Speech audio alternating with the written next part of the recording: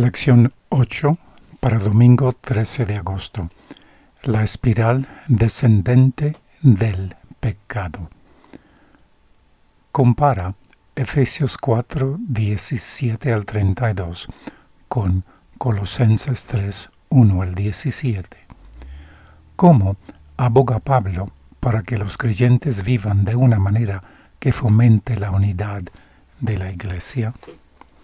Colosenses 3, 1 al 17 dice: Si pues habéis resucitado con Cristo, buscad las cosas de arriba, donde está Cristo sentado a la diestra de Dios.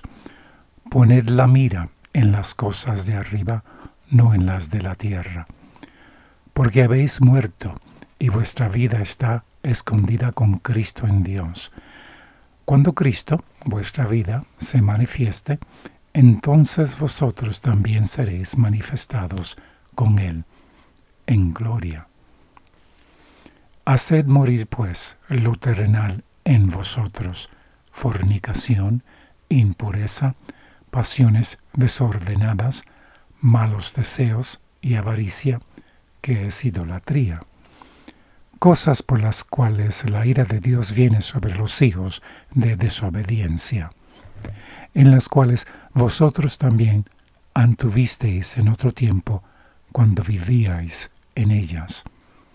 Pero ahora dejad también vosotros todas estas cosas: ira, enojo, malicia, blasfemia, palabras deshonestas de vuestra boca.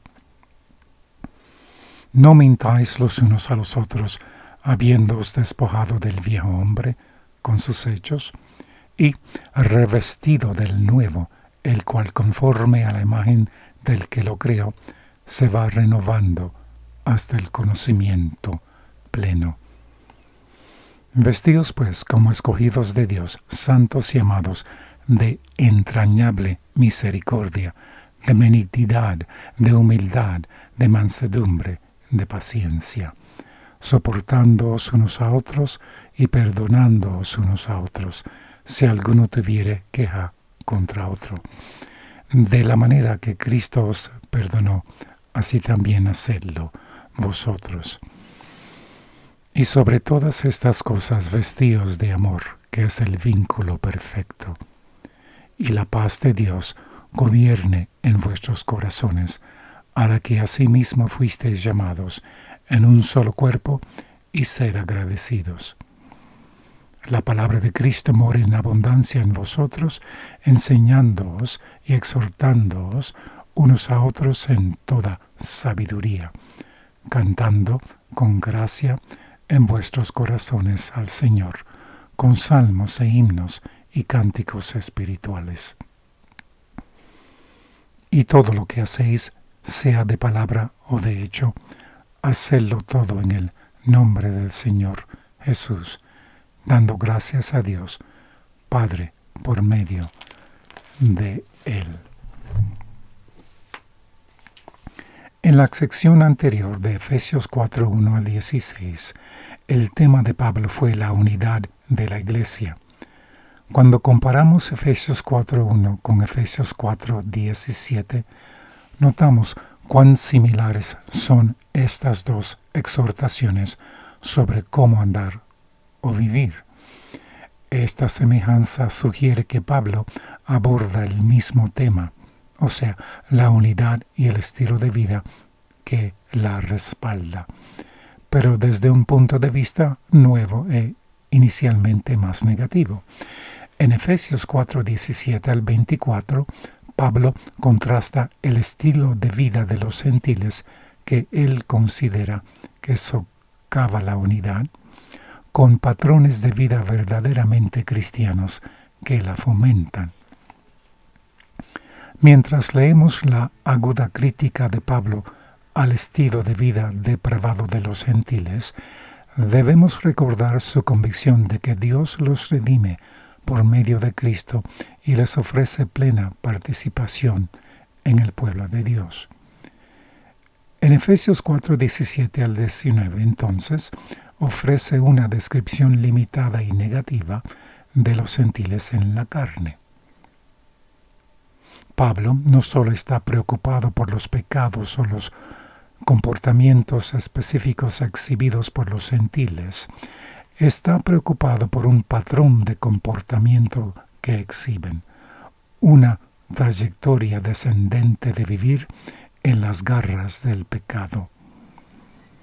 En el corazón de Efesios 4, 17 al 19 se encuentra un retrato de una espiritualidad embotada, que es en la vanidad de sus mentes, teniendo el entendimiento entenebrecido.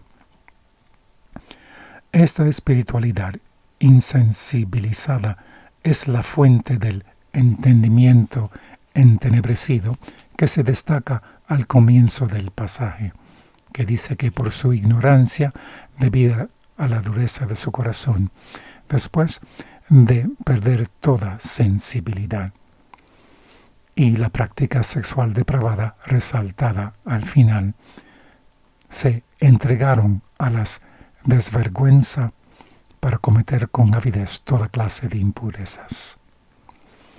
Alejados de Dios, no saben cómo vivir y, separados de su gracia salvadora, continúan en una espiral descendente de pecado y depravación.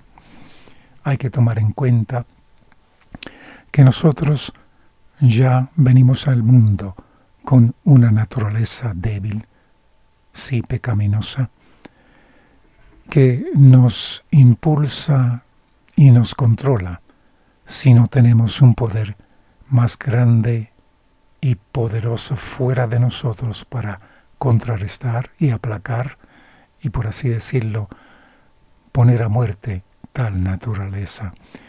Es cuando el poder divino que podemos clamar para que nos ayude a vivir sobre los clamores de nuestra naturaleza pecaminosa. Y esto se aplica no solamente al, por así decirlo, gentil, al que está fuera de Cristo, pero también se aplica al cristiano, porque cada día tenemos que renovar nuestra relación con Cristo y nuestro cometido a serle fiel a sus mandamientos, claro, en combinación del poder divino en la vida, del cual también tenemos acceso. ¿Cuál ha sido tu experiencia con el poder del pecado que sigue arrastrando a una persona a más pecado? Acuérdense, hermanos, que no tenemos que ser esclavos al pecado. Podemos vivir una vida gozosa, una vida animada, una vida positiva, feliz en Cristo, porque ya no tenemos que vivir en las garras del pecado habitual. Cuidado con los maestros, pastores, teólogos que enseñan que como somos de naturaleza pecaminosa, pues no tenemos ningún remedio que vivir en el pecado hasta que venga Cristo y nos transforme. No, hermanos, el Evangelio es para que ahora, en nuestra condición, podamos vivir con el poder divino en cooperación con el esfuerzo humano sobre todo tipo de pecado en la vida. Entonces, reflejaremos el carácter de Cristo. En la lección de hoy, Pablo nos presenta la vida de la persona que vive fuera de Cristo como una amenaza para la unidad de la Iglesia. En Colosenses 3, 1 al 17, Pablo detalla una descripción similar a la de Efesios 4 sobre el progreso del pecado en la vida y anima a los creyentes a que contrarresten tal tendencia de vida apartados de Cristo, pues solo en unión con Cristo es como el pecador puede vivir según los principios de Dios. Y esto ocurre al pecador hacer la decisión de vivir según los mandamientos de Dios. Luego, ejerce su voluntad y esfuerzo humano en combinación con el poder divino. La victoria en Cristo es entonces el resultado hermoso que se manifiesta en reflejar el carácter de Cristo en la vida. Del libro Historia de los Patriarcas y Profetas, página 490 al 491, dice: los israelitas fueron inducidos al pecado precisamente cuando se hallaban en una condición de ocio y seguridad aparente. Se olvidaron de Dios, descuidaron la oración y fomentaron un espíritu de seguridad y confianza en sí mismos. El ocio y la complacencia propia dejaron la ciudadela del alma sin resguardo alguno, y entraron pensamientos viles y degradados. Los traidores que moraban dentro de los muros fueron quienes destruyeron las fortalezas de los sanos principios y entregaron a Israel en manos de Satanás. Así, precisamente es como Satanás procura aún la ruina del alma. Antes que el cristiano peque abiertamente, se verifica en su corazón un largo proceso de preparación que el mundo ignora. La mente no desciende inmediatamente de la pureza y la santidad a la depravación, la corrupción y el delito. Se necesita tiempo para que los que fueron formados en semejanza de Dios se degraden hasta llegar a lo brutal o satánico. Por la contemplación nos transformamos. Al nutrir pensamientos impuros en su mente, el hombre puede educarla de tal manera que el pecado que antes odiaba se le vuelva agradable. La mente se educa en la familiaridad con el pecado, tanto que aun los que fueran una vez dotados de una conciencia sensible, a la cual hubieran horrorizado más bien tales escenas, se vuelven empedernidos y se espacian en estas cosas con ávido interés.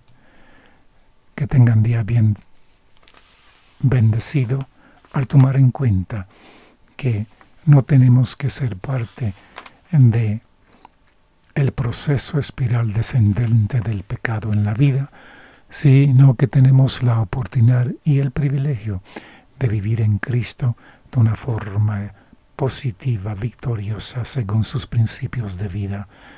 Debemos de poner esfuerzo y pedirle a Dios que nos cambie nuestra actitud, que nos haga deseosos de hacer el bien y vivir según sus 10 mandamientos. Entonces, al ejercer el esfuerzo en esa dirección, el poder divino vendrá y nos dará la habilidad de que se lleve a ser una realidad en la vida práctica. Que Dios les bendiga.